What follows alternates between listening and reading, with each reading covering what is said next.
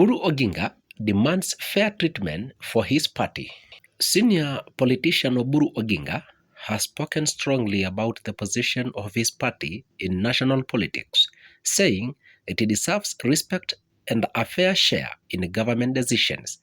Speaking during a political engagement, Oburu stated that his party is the biggest in the country and should not be treated as if it is weak or significant.